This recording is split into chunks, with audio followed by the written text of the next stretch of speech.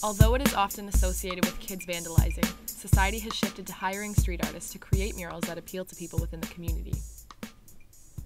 We want them to enjoy their experience when they're going through the parks, when they're driving on our streets. They should take pride in our community, because if the community takes pride in Mississauga, maybe they'll take care of it. The youth movement came out of the youth plan, and it came with 46 recommendations of how to make our city more interactive and friendly with youth. Among these recommendations came the idea of community murals, which were created in an effort to decrease vandalism in Mississauga. I do know that it's incredibly challenging to business owners and people, owners of private property, because there are bylaws in the City of Toronto, and I suspect elsewhere, where if I own a restaurant on Queen Street and somebody graffitis the front of my restaurant, city bylaw enforcement officers will come around to me, the owner of the property, and issue a notice to me to clean it up at my expense. So that's where it becomes a problem. We have the budget to just paint block out graffiti, you know, so that's an easy solution, but it's not very effective.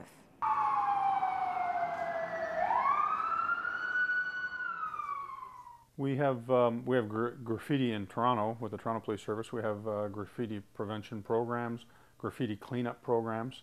When I got the project of the street art, I was just walking downtown Toronto, and I would see all of these areas that you could obviously tell that there was graffiti before, but the shop owner or the landlord or whoever had painted over them and just left this abstract geometric shape or organic shape of paint on top of what was once graffiti. And I just kind of got fascinated at the amount of, like, the quantity of these things in Toronto, and came up with the idea of how I could somehow bring to light the fact that I considered them art. And really, they weren't meant to be considered art. They were just meant to hide what other people considered art. Daniel's postering is among many other forms of street art that could be considered vandalism. Well, I mean, graffiti is really any kind of artwork, or it could be considered as vandalism by many, which is placed on private property, on different areas, on property that most often doesn't belong to the person who's doing it.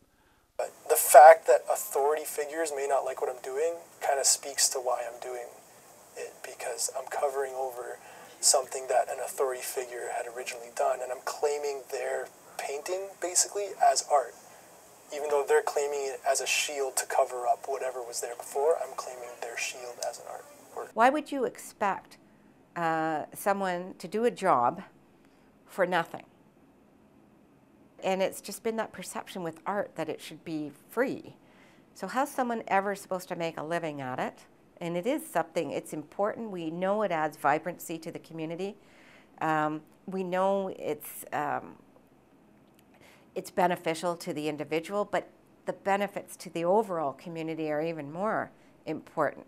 So if we're going to pay a contractor to just go out there and paint block, why wouldn't we pay an artist to do a beautiful mural?